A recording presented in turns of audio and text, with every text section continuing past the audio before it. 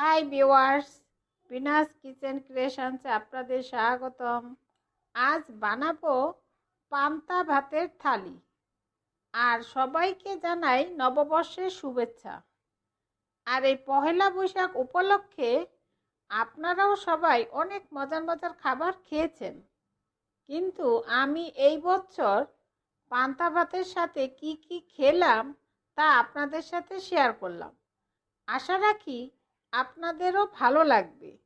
চলুন পান্তা ভাতের থালিতে কি কি ছিল একবার দেখে নিই। প্রথমেই লাগবে মুসুরের ডাল। এখানে 1 কাপ পরিমাণ মুসুরের ডাল রয়েছে। ডালগুলো 2 ঘন্টার জন্য ভিজিয়ে রাখবো। এরপর ভালোভাবে ধুয়ে বেটে নিব। আর রয়েছে গিমা শাক। গিমা শাকগুলো বেছে নিয়েছি। এই সময় গিমা শাক খাওয়া স্বাস্থ্যের জন্য খুবই ভালো। আর রয়েছে কুমড়া ফুল। কুমড়া ফুল দিয়ে বড়া বানাবো। আর রয়েছে পাটের শাক, এটা দিয়েও বড়া বানাবো। আর রয়েছে থানকুনি পাতা, এটাও আমাদের স্বাস্থ্যের জন্য খুবই ভালো। আর বাকি সব কিছু কি কি রয়েছে আর কি দিয়ে বানিয়েছি সব আপনাদের সাথে শেয়ার করব। এখন দেখুন পান্তা ভাতের সাথে কি কি রয়েছে। কাঁচা পেঁয়াজ আর শুকনা মরিচ ভাজা, আর রয়েছে কাঁচা আম আর মুসুরের ডাল দিয়ে টক ডাল, আর রয়েছে পাট শাকের বড়া। এতে রয়েছে মুসুরের ডাল বাটা, চালের গুঁড়া, হলুদ, লবণ, পেঁয়াজ কুচি, কাঁচামরিচ কুচি সব একসাথে মেখে এই বড়াগুলো বানিয়েছি। আর যেহেতু অল্প অল্প করে বানিয়েছি তাই বড়া ভাজার ভিডিওটা দিলাম না। আর রয়েছে চৈত্র সংক্রান্তির ঐতিহ্যবাহী পাঁচন বা তিতার ঝোল, এই রেসিপিটা পরবর্তীতে দিয়ে দিব। আর রয়েছে থানকুনি পাতার বড়া, এই বড়ার রেসিপি আমার চ্যানেলে দেওয়া আছে।